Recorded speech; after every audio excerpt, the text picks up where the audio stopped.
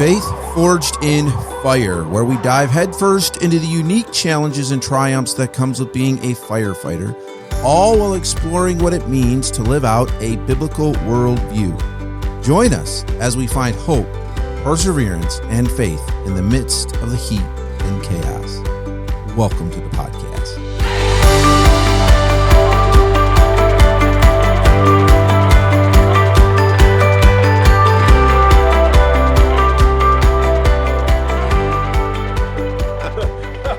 I guarantee you'd see three guys heading right out that door. Oh, absolutely. I say we had no idea this building.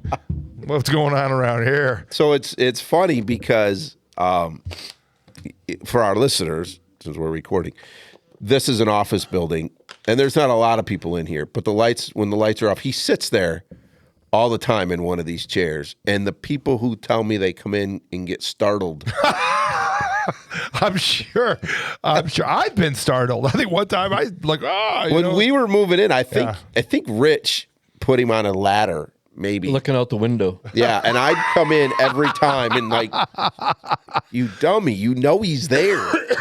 What's funny, you got to get some responses. Like, do you know that someone's just staring out your window and there's anybody there? You know, calling the cops. You know, think someone's in the building. Oh, like the doll that was sitting in that window of that house we burned years ago. Remember that, Rich? We burned the house, and I don't remember. I think there was one already there, and then a couple guys went in and propped a couple more up in the windows. Every time I was there to do training, I moved the doll around, and I put her out in the corn and took pictures of her. Yeah, it was great. That is great. It was like an old one-eyed. Yeah. It was the typical. Oh, yeah. I don't know why I volunteered for podcast 106, because the topic of 107 was what I thought we were going to be talking about. That's next month. So you can have that one next month, too. I'll come back. See y'all next month. So I guess I'm talking about podcast 106, which is firefighter peer support. Is it a must-have? So I think this is cool because you don't have it. I don't have what? You don't have an official peer support team. No, we don't. So I think that's a really good... Not an official. Right. So I think this is good. So when you said you would take this one, so for those of you listening, I put out the topics. I used to kind of assign them, but I found it's better. Jake never volunteers. No, he never does. Just whatever. Put him out there and say, hey, he volunteers when he shows up and he goes, which one am I doing? And we're like, all of them. So anyway, like we'll come up with the topics for the month and then take turns, figure out. That way one of us is responsible to lead all of them. Obviously, Chief is not ready for this one. No, because I thought we were talking about PTSD, and I might have a little more background. Yeah, and that would be a good one. So next, what you four have, other than Jake. So let me take this time right now, by the way, to say next week there will be no podcast. It's fifth. I was going to say a fifth Sunday. That's the old past for me. Fifth Friday. It's a fifth Friday, and we don't do podcasts on 5 Fridays. So the week after that, Rich will be leading us in a great conversation about some PTSD and such on episode 107. Can I do some foreshadowing? Sure. I'm going to be calling it PTSI, not PTSD. Explain yourself. Let's just derail this right now. You can get it over with, Well, that gives them no reason to come back next month. Oh. Ooh. All right. Who's the veteran YouTuber? I think it's Rich. I think who has been my mentor, Mr. Gadgets. Yeah. I may have mentored you in more than one way. Huh? And I'll just give you a little snippet of it so we can get back on course. But PTSD obviously is post-traumatic stress disorder. Yep. Disorder they have seen, and I don't know if there's official studies, but disorder kind of puts the dark shadow on, oh no, I have PTSD. I'm always going to be this way. Lighthearted of it, but it sounds like it's something that you will never recover from. Right. I read an article, don't remember where it was, and they referred to it to PTSI, which it was post-traumatic stress injury. Yes. Because a lot of people can recover from it. Yes. So that's like if people go like, oh, because I hated it when the shrink, I love the dude, but when he said you have PTSD, to me, that should be something that a hero went through. Somebody in the military that really saw bad stuff. I just kind Even though you did. Well, but I'm just a firefighter. Right. You know, the military needs their own. Right. Those dudes are heroes. Right. Those are the guys that are going to die if things don't go well. So to be lumped in with them, I felt kind of ashamed. Like, I am not military grade. Don't put me in that. But the PTSI, later on, I realized that you can recover from it. It's not necessarily an easy road, I've but it can heard be recovered. more and more using that, and I like that too for two reasons. I feel, well, maybe more than two, but and there's going to be somebody that's going to get upset with me. I don't mean this that everybody does this, but there are people I do know. Like, this isn't someone, but there's people I know that's like, well, I have PTSD. It's my PTSD. Like, wait, you're not even like, no. There's take responsibility for your actions sometimes, kind of thing. And I'm not saying that there's not. I would look at you and your circumstances and say absolutely, but no, because that didn't. It's disorder seems as though now you're stuck with that your whole life, right? And you're not. You're not. Right. On the same hand, that also helps explain, I think, in some might argue every person has it because we live in a sinful world. So there's going to be some kind of traumatic stress in your life at some point. But especially as firefighters, like, I would say by God's grace, I have not had to deal with what some might call PTSD. We'll call it PTSI. However, there are things in my life that happen because I'm a firefighter, and I don't think twice about it, but then somebody will be talking about PTSD, and they'll name those things. And I'm like, oh, well, but when it's just an injury, like, injuries are different levels, right? I can injure my finger. That doesn't. Right. So the point is, yes, when we expose ourselves to that kind of trauma, there are things that are unavoidable because of our flesh that they're just going to be there. But when we learn it's just an injury, we can walk through it like we talked about in the last episode. Yep. It's just an injury you can't see. Yeah. Well, so you can't see the injury. You can see the results of said injury. Right. So that's our taste for next week. We could easily dive down that road. Well, and this leads into peer support, right? It does. It really does. But we're not talking specifically, but it does lead into it a little bit. But. Yeah. So so in my case, and I'll just tee this up because, again, sometimes I forget that the listeners don't understand how this works. Just by default, basically, generally, what happens is, if you send in a request, it goes on the list. If you're like, hey, here's a topic. If it's a good one, if there's times where like, well, we covered that, or no, that's not going to fit within what we're doing. But 9 times out of 10, if you send in a topic, it goes on our list, and we try to pick those fairly quickly, and we love it because we don't have to think of them. The idea. And as we come up with ideas, they go on a list. Generally, I'm the guy that goes, okay, here's the 4 topics for the month. We record them in one night. You guys know that. And then, so anyway, I picked this topic this time, and I was actually glad that Rich said, I'll take that, because in the department that I'm involved with, that's the full-time department, they have an official peer support team. And through that, I'm learning the value of that, because I came from the good old boys, like, you're fine, you don't talk about it. Suck it up. But you talk about that mentorship from a couple of episodes. There's, like, as I got to know some of the guys along the way, and especially younger guys, you're like, man, there is no reason that they have to deal with what we've had to deal with. We just don't have to do it that way. Right. But didn't really know the answer to that. Other than obviously the Lord, but but then becoming involved with the peer support team, which that's one of those things that being the chaplain on this department, I'm thrilled.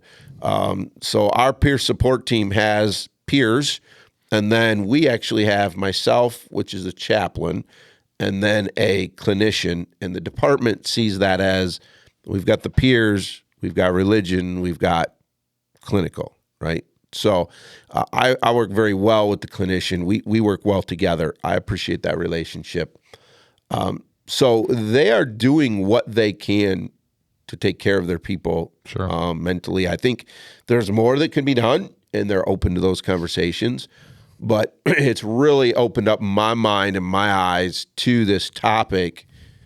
And the reason that I think this is a good topic for Rich to cover is because Rich doesn't have one. He's the chief. He's in charge of his department, and he doesn't have one. Mm-hmm. But he said it earlier. He doesn't have one officially. And I don't know. This is bad YouTube to give the answer right away. Personally, I don't think every department has to have one, but you have to have the right culture, which is what. So I don't want to take this topic from you, but I was trying to kind of tee it up to you first. Well, the way I've tried to do it is, for the most part, I think our team is close enough that probably anybody could talk to anybody. Yeah. I hope. Mm-hmm. I know that there might be a few people that weren't comfortable with that, but I am sure that everybody knows that my office, and I'll use the millennial term of a safe place, so they can come and they can talk about whatever. Yeah. I've also told other people that if you need a place to scream, yell, carry on, cry, come to the office. All you got to do is say, I need a place to be by myself. Get out of here. I'll lock my computer. I'll close my doors, and you just come and get me when you're done. Yeah. So to have an official peer support team, no, we don't. Which is hard too, because you're small enough that your whole department would be a peer support team, probably. Pretty much, yeah. So when you and I went to that class in Grand Rapids, we learned a lot of really good information. Like things like I've learned through there, and I know you hated it when I called you that, like you were my favorite counselor, but we learned that some of the best things you can do to help people. And I've told other people, like, well, how do I help? How do I help Steve? He's having a bad time. And people look at me funny, and I just say, shut up and listen. Mm-hmm. What? Yeah, shut up. Quit talking. Because as Steve goes, I feel that way, the first thing out of people's mouths is, oh, you shouldn't feel that way. Okay, maybe you're right, but Steve feels that way. Mm-hmm. The quickest way to get Steve to stop talking to you is invalidate his feelings. Absolutely. Right. So that's one of the things that I liked of that class that you and I went through. We learned some ways to, they basically told you to shut your brain off to the outer world. Quit worrying about the paperwork that you needed to do. Quit worrying about this. Quit worrying about this. Your focus is the person in front of you. Yeah. Here's how to listen. Here's what to ask. We talked about worth, the worth God shows us in the last episode. I think ultimately, right? This is the time you need to lock in and show them their worth to you. And like after what we talked last week, did you hit record? Yeah. Okay. I saw like, that. Yeah. Looking back to last week, that is, if you want to call it a time to mentor, that is a time to be there for that person. That is the time to lead by example and do everything you can and do what you say. Right. Don't sit there and go like, oh, call me anytime. And then they call you at noon tomorrow and you go like, it's PJ. Yeah, be ready for that call if you because the first time you can't answer or don't answer. It's one of those things with the peer support. Yeah, I wish I had the budget to have an official peer support team where I could put people through the training. So if we had a crisis, I could call somebody. But I think we all should be peer support people. Right. Well, ultimately, peer support is, and I don't think I'm doing a disservice to the team, my team, by doing this, because one of the things I appreciate is when it comes to peer support, and a different topic, but in my case, they're all wrapped into one, is critical incident stress management. We have been seen as one of the better teams in the state, and I'm appreciative of that. So I don't want to do them a disservice. But really, even we learned this in the class, right, is and that's why they call it peer support. Anybody can be peer support. It's the person that they trust the most. You don't have to be a trained peer support. Mm-hmm. But especially in a bigger department, that team starts helping change that culture. Mm-hmm. And what we find out is, as a peer support team, when you go to talk to that person after a bad call, the more that culture changes, the more you hear, well, we talked about it around the dinner table. I talked about it with my captain or my lieutenant, or I talked to it. Because you started to change that culture. Now they're just talking about it with the people that are closest to them. Mm-hmm. And that's the most healthy for them anyway. Because, it's okay to talk. Right. Back like you're saying, back in the old days, when I first started, it probably was okay to talk about it if you wanted to, but you were also judged that, you wanted to be of value to the team. And if you went in there and went, man, that last accident's really bothering you, some people would be going like, oh, I don't think he's got what it takes to cut this. Yeah, good luck getting your hands on tools or doing anything for a while, because they're going to write you off. Yep. Yeah. So. Well, the other thing that's different with you than with us, when I say us, I mean this, the bigger department. You're small enough, and many volunteer departments are small enough that pretty much everybody knows everybody. But we have a pretty large peer support team on the department, on the full-time department. In fact, we have retirees on that peer support team. We have officers. We have a battalion chief. We don't have any admin chiefs, but they're supportive. That's who we answer to. But we have captains, lieutenants, retirees, battalion chiefs. You probably have more people on your peer support team than I do on my roster. Oh, yes, there is, for sure.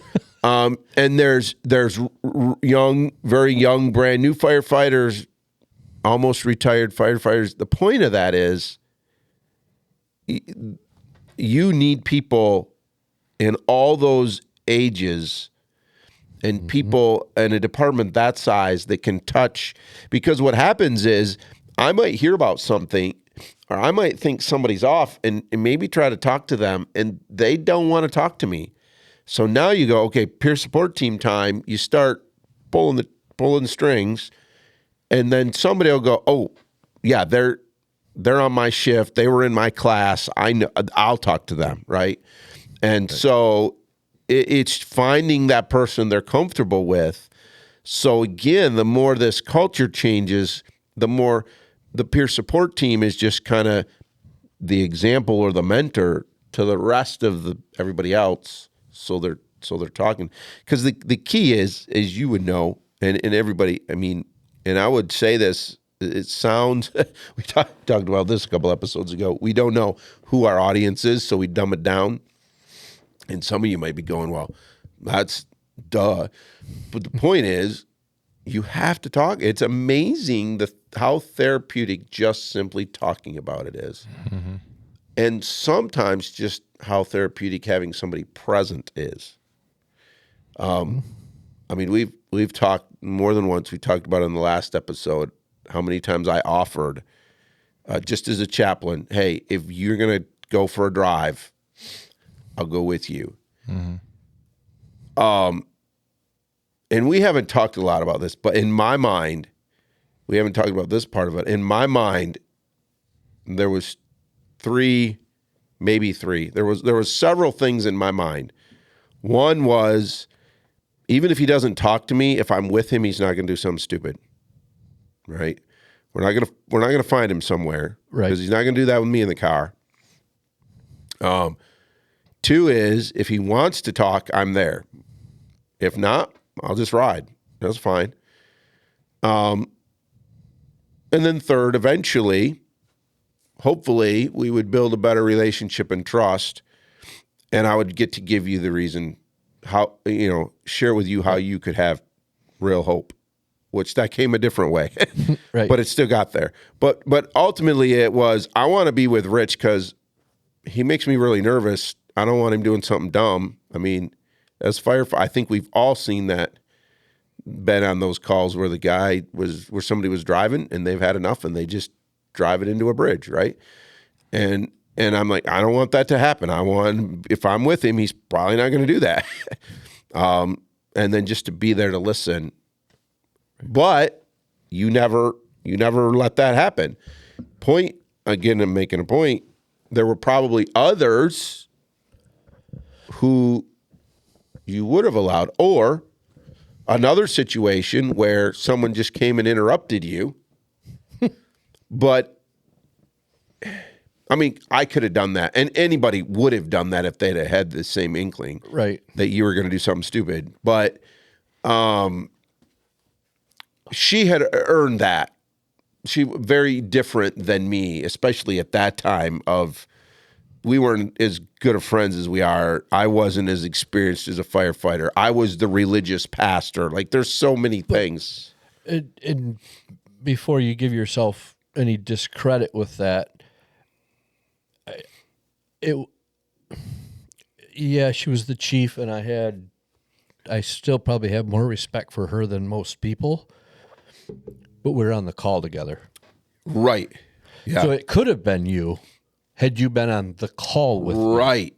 That was peer. That's where the peer comes into play again, right? Right. But it just happened to be that she was the person that I wanted to, I've always said, like going back to last week with the mentorship, you can be a good mentor and you can be a bad mentor. I've learned stuff from every chief that I've worked with or hung out with, and it seems like 99% of everything that she taught me was a positive thing. Yeah. Others I've walked away going like, yeah, don't be that guy. Don't do that. That didn't work out so well for you. Those kind of deals. So, yeah, I had mad respect for her, but we had that, do you call it a bond? Yeah. It's like in the military, if you guys go through things together, you've developed the brotherhood. Well, there's the brotherhood, right? Together. Yeah. Yep. So, yeah, Joyce and I had that because we were together on the May 17 call. Right. So that's what made that so. But that could have been, like you're saying, you could have came and found me, but it just would have been different unless you had been on that call. So that's another topic, but when you bring that up, and Steve, you can jump in. I know when we start talking fire stuff, I'm not always expecting you, but I know. Sometimes I feel like we just start talking. And no, this is good. But this is good. We've talked about chaplains a lot on this podcast, of which I am. But I struggle with some chaplains. And in fact, I've joked even on here that I don't like chaplains, but I am one. But the reason that anybody struggles with chaplains, and if you're a chaplain listening to this, listen up. Yeah, listen to someone who's on both sides. That's why they don't like you, because you haven't walked in their shoes. Right? As often. That's one of the reasons. I shouldn't say don't like you. That's why they're going to be a lot less apt to open up to you, because you haven't been there. If you haven't had, now, like, for you to be a chaplain where you're at, I know that you're like, man, I don't know, this is a pretty big bite out of the apple I'm taking. Yeah. But you've showed the guys that you can do the job. Right. You're a firefighter and you're a medic, but you're also a chaplain. So if you sit down to talk to the guys or listen to the guys, they have that respect from you because you're one of the guys. Right. But if you're a chaplain that's a phone call away because you're the preacher that's 2 blocks down the road, and you only come to the firehouse when the phone rings, they won't necessarily have that respect for you because, you've probably been at the bedside of some people that have passed away. You've done some funerals. Yes, you've got that experience, but you've not been... Right. You don't have the potential of being where PJ is, and then that's another one of those things where people that drive me nuts go like, oh, PJ, I know how you feel. I know how you feel. No. I still say that about Joyce today. I can tell you that I have a pretty good idea how she felt, but I don't know how she felt. Right. And you were on the same call. Same exact Yep. call. But we Yes. respond differently. We think, we process differently. I have an idea of how she feels because I was there. But to look at you and go like, I know that you've went to some fatals in the last couple of years. I know how it feels. I know how you feel, PJ. You'll be okay. Well, do I know how you feel? Right. Why is it, so if you're going to say that, think about it from a firefighter standpoint. You get a crew of 4 guys, and all 4 of them are going to respond to the exact same. One guy, it might ruin him, and the next guy doesn't even bother him, and they're on the same call because we respond differently. And that's part of this. You can't be judgmental and go, well, I was on that call, I'm fine. No, realize that there are things that trigger. This triggered another thought in my mind that I'm going to pose this to you as a question, because we have a lot of, shall we say, civilians that listen to this, non-first responder. They listen because they enjoy the podcast. They enjoy learning about first responder, firefighter life. And we appreciate that. We do some episodes, by the way, if you're new, and you share this with non-firefighter. We do episodes just to let people into our world. We love doing those. So maybe they're sitting here thinking, well, I want to help. I have a friend and I see them struggling. You might not be the best person. You might be, but I guess what I'm saying is don't be offended if you try. You say, man, I got this firefighter friend and I've just seen them kind of some things that worry me. I want to go be there for them. Go be there for them. But don't be offended if they don't open up to you. Would you say, and the reason I'm asking, I've experienced a side of this because where I am the chaplain, because they know that I'm doing those same things on another department. Would you say that it's pretty normal for firefighters when we're with other firefighters? We're not a bit guarded. We just talk about a call. We talk about what we saw. Like it just because we know they've seen it too. Right. Whatever it is, they've seen it too. And if they haven't, they're gonna. And if they haven't, they're gonna. Yep. But if you're not a firefighter, so, and I'm thinking in the context of that chaplain who's the pastor down the street, would you say it's fair to say that part of the reason that they're not going to share everything with you is because our natural thing is to protect others from what we're seeing? Absolutely. So if and I would agree. So what I've found is in my context, when I go to that full-time department after a bad call and just check on them, they'll talk to me because, well, he knows. He's Right. I mean, he might not know what I'm feeling, but he knows. He gets it. And I think that can be one of the problems between,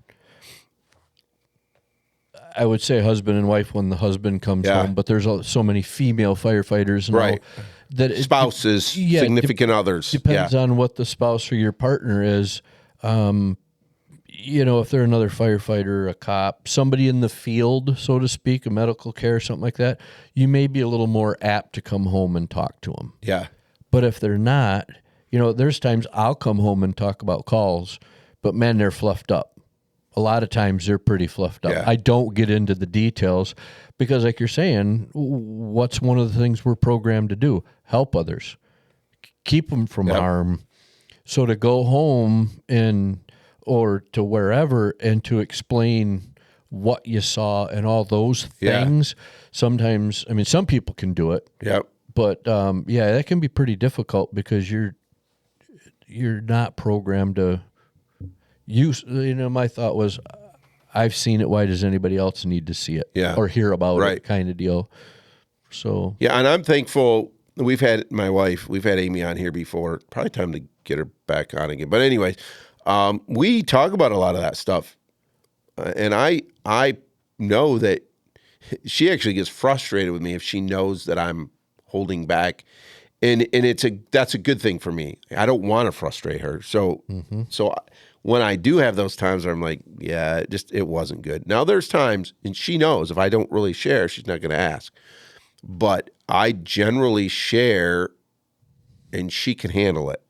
I mean, I might not share every single gory detail because Why do I even want to relive that? Right. But I'll share like, oh, it wasn't good. We put a tourniquet, this or that, or just different, more detail than others might be able to take.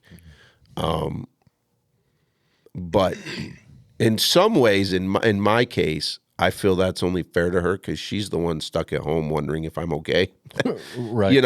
And so if that's what she wants, if she wants me to share that with her, and she does, not because she's nosy, but because she wants me to have somebody to talk to. She's part of the peer support group. She is. And the other advantage you have is your wife has got a good biblical background. Yes. So you two together are a very strong team. Right. So And even though my kids are young, now I don't share all the same details I share with her, but we're not ones in our house to hide the truth. My kids go to funerals, they, all those things. So I'll share certain things. They hear the pager go off. So they've done this long enough. Every one of my kids were born into a firefighter family. So that's all they know. Yeah. And they've learned to listen to the pager, and I'll come home and they'll ask questions that I didn't even know they heard. Like, was that little girl okay, Daddy? I was praying for her. Well, then you go back a little bit. You were talking about you've got a friend that's in the service, or however you worded it, and can you talk to them, or Those can a civilian talk to a firefighter? And I think in that case, my recommendation there would be, like, hey, Steve, let's talk. Look, I don't understand how you feel. Okay, I'm a delivery guy for Amazon or whatever. I'm not a firefighter. So I don't know where you're coming from. I don't know how you feel, but I'm here to talk to you. Just be upfront. Don't go like, man, I can imagine how you feel. I'm pretty sure you probably can't most of the time. But we're friends, and I want to be here for you, and I'm willing to take this. I'm willing to maybe take on a burden that I wasn't ready for. The best thing you can do for that person is to just be blunt and honest. Yeah. I'm here. I don't know. I'm probably not going to know what to say, but I'm here to listen. And if it goes down to the point where it's getting too much for you, go like, hey, is there, this is getting pretty deep for me. Is there any way that you can, fluff this up? I'm not in your position. I'm not a tough fireman, or however you got to word it. But just the honesty is the best. Yeah. And you shouldn't feel that way. Oh, yeah. That's a quick way to make somebody just go like, oh, yeah, no, I'm all right. Yeah, I'm good. I'm good. I was thinking about this when you guys were talking, and I was just, as a curiosity, what really, and maybe it's the last question. No, you're good. I just keep an eye on it. You're fine. Absolutely. Well, what really, what constitutes a peer support call? Right, because peer support probably is different for everybody, right? So I think that's such a good question, Steve, because it is different for everybody. Yeah, and sometimes we don't know, right? We don't know what constitutes a peer support call. Everybody responds differently. In fact, we had a call the other day, and it was a structure fire, and some dogs didn't make it, and now, for non-firefighters, this is going to sound morbid and not right, but this is the truth of how many of us work. I've pulled bodies out of fires that didn't make it. And unfortunately, it's part of the job. Like, it's not fun, but it's part of the job. There's things like, for some people, pulling animals out that gets them. Yeah. Like, so you don't know. Yeah. I mean, generally, always kids hits different. Sure. Or, in fact, this happened. It was quite a while back, but on the larger department, and I wasn't around. I've been told this as an example of why peer support, why we need to be paying attention to what's going on around us. That's part of peer support, is just paying attention to your crew, paying attention to your people. They were getting ready for lunch, and they got a call for CPR for, depending on where you are, class 1, CPR in progress, whatever. Anyway, they leave. They're setting up the lunch table. They leave, go do CPR. Person doesn't make it. They come back. They're getting ready for lunch. They're joking around. They're doing life like we would. You turn it on, you turn it off kind of thing. And at some point, the rookie, who they didn't even necessarily realize, that was his first CPR call. First time in that situation, first time somebody doesn't make it. He finally just got frustrated, and he said, "Are we not going to talk about this?" He said, Are you guys really okay that somebody just died?" Well, yeah, they were, and it's not a bad thing. It's just it wasn't their first one. But then they realized and felt bad. Oh, we weren't paying attention that this poor rookie had eyes as big as, or whatever the signs were. So they felt bad and realized, oh, we weren't aware of our whole crew. Like, okay, let's dial it down and talk about this with him. So when you say what's a peer support call, it could be anything. Yeah. And it's not even always, I've been involved in ones that aren't even a call, but it's some other life thing. I mean, really for us and our team, it's anytime anybody's struggling with something. So it could be personal. We're going to get involved. Thing. It doesn't have to be like an actual fire call or a tone call of some kind. It could be just something going on at home, or whatever, which, yeah.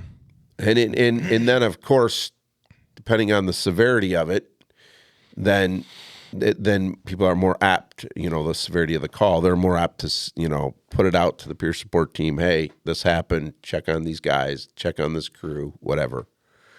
But I think, and Rich, you can chime in here, but it really, that's the beauty of peer support, by the way, too. Critical incident stress management is very different. Critical incident stress management is called by generally a higher up that says, this bad thing happened, this whatever they deem this, this was a horrific thing. We're going to need to work through this. And so it's an official meeting.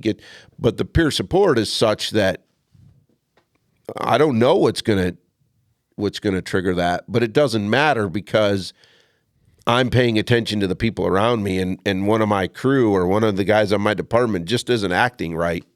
Yeah. And or maybe it's not that. Maybe it's this person isn't acting right. So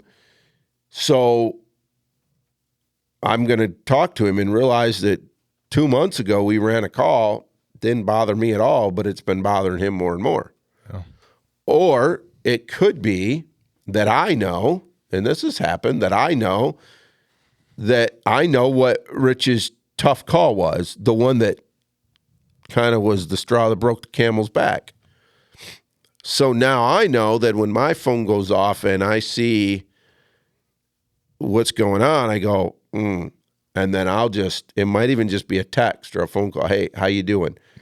Yeah. Or the culture Rich has set is when those calls happen, do you know how many people from his department, because I'm technically still the chaplain down there, I'm not able to be as involved as I'd like to be, but do you know how many calls or texts I get from people from his department that'll be like, hey, can you check on Chief because he had such and such a call? And it's not that they don't care. They know we're close. They know I'm the best person. They know that Rich will be honest with me. And they know that I get, like, they're doing peer support for their chief, saying, hey, if you didn't know we had this call, will you check on?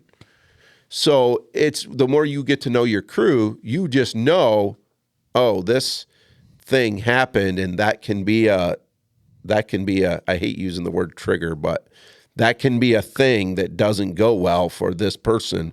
Mm-hmm. So I'm not even going to wait for signs. We're going to head this off at the pass and go, hey man, I know those are not easy calls for you. How you doing? Yep. Well, and I'm just thinking that. I just looked at this too. It was like 12:30 in the morning on the 4th, I think it was.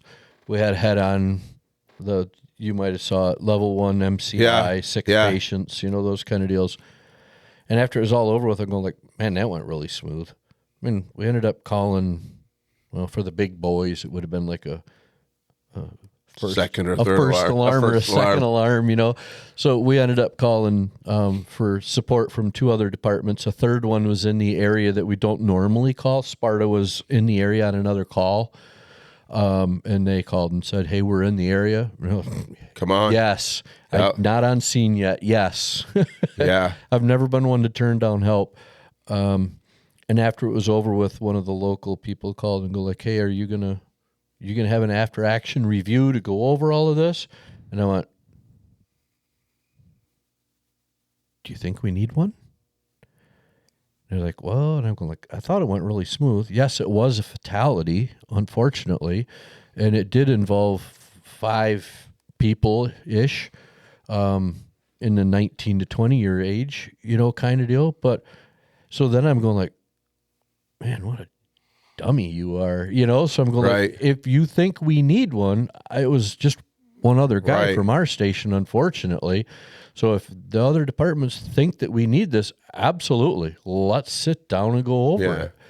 But it's one of those, like you're saying, that call was like, man, it went pretty smooth for what it was. Well, and it's interesting because I didn't see it. So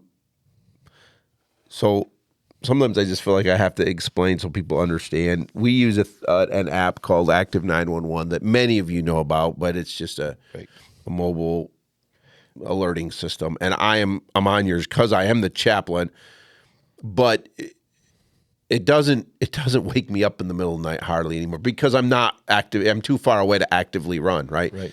So I didn't see that until our buddy over here, Mr. Jake, shared I saw his newspaper report that he did, and I was like, oh man, The one with the wrong address? All the wrong reporting. Yeah. No. Not to call you out, Jake, but you're not here to defend yourself. But I went, oh man, and then it clicked, like Rich didn't even call me for that because that would have been one that, would have been a, if chaplains are called in when things are like bigger things, especially if they're not there already and not there all the time, which in this case is kind of how I serve as, you call me when you need me. So I thought, well, it must have went okay because you didn't call me, even though it doesn't.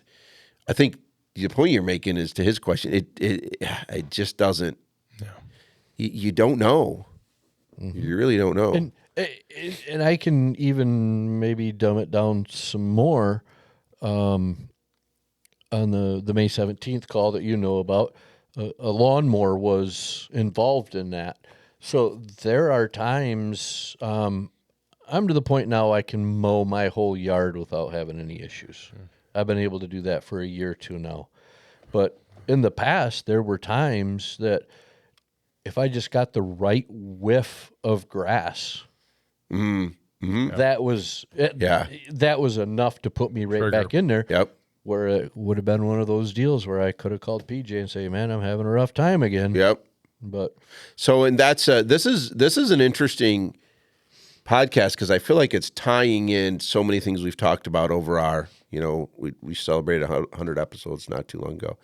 One of those that we've talked about is for people who don't understand, you never know what's going to bring something back. Mm-hmm. So to this point of peer support and what call might not even be a call. I've talked about it. I could be driving around our area fine and drive past a house or drive past an intersection and didn't even really realize where I was because I'm talking to my family, whatever.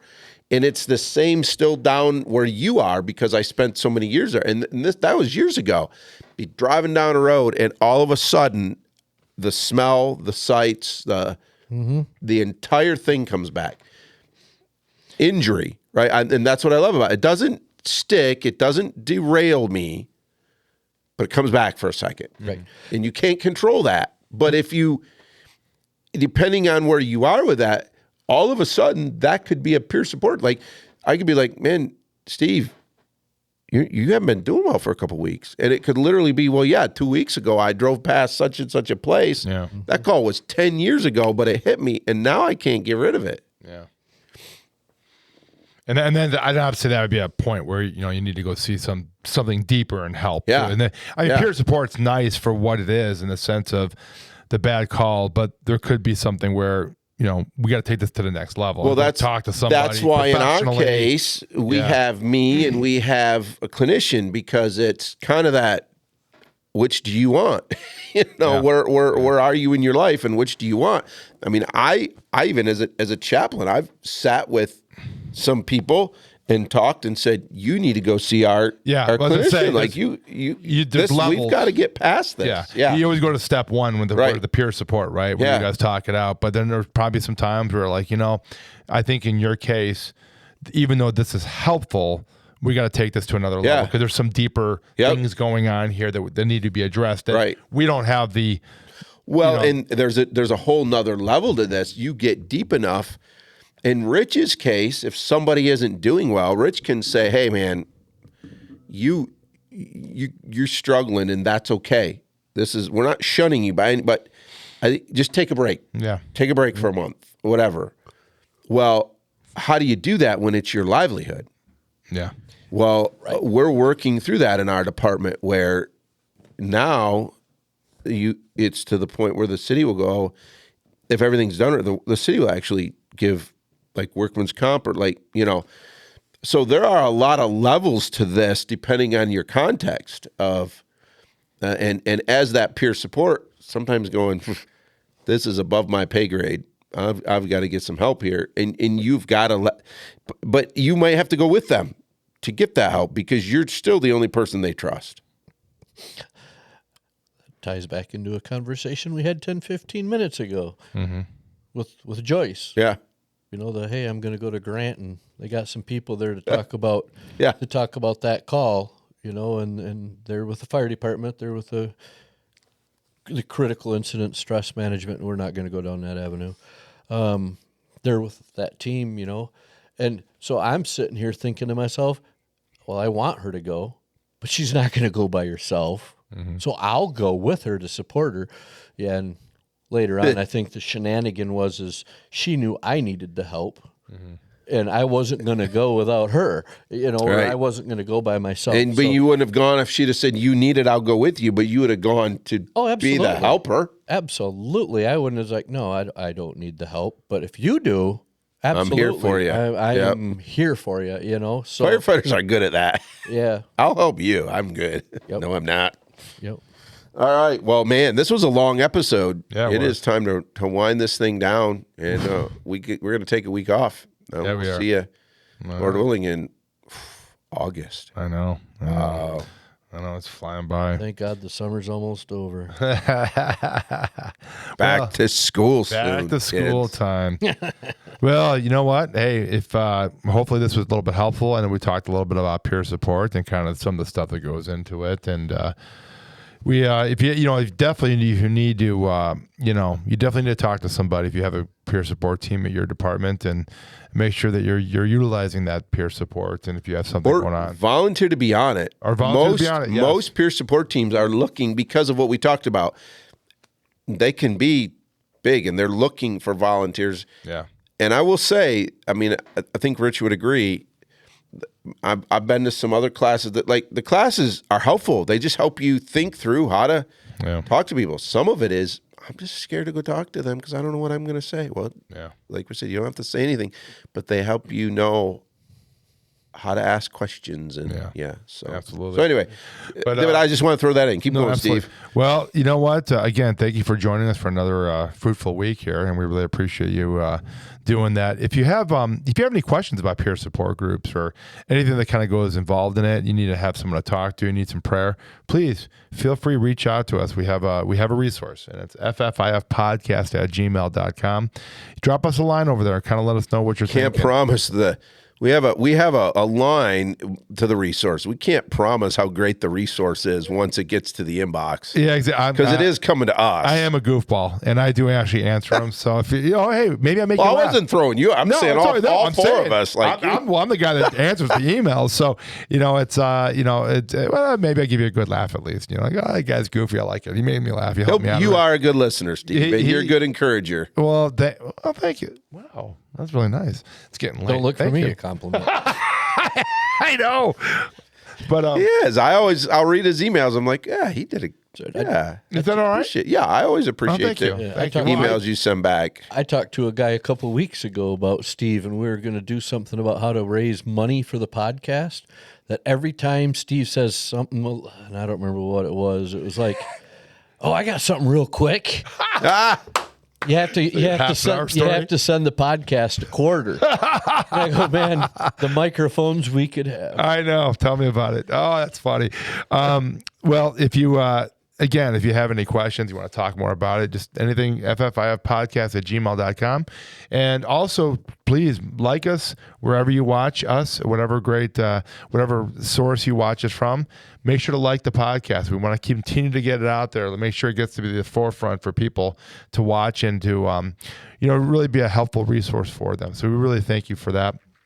And also, too, we always got to remember our sponsor here. Go over to redflannelcoffeeco.com and make sure to get yourself some great coffee. I know we all drink it, and it's just wonderful stuff. Well, we don't all drink it. No, we don't all drink it. I'm sorry. Two out of the three of us, right here, actually drink it.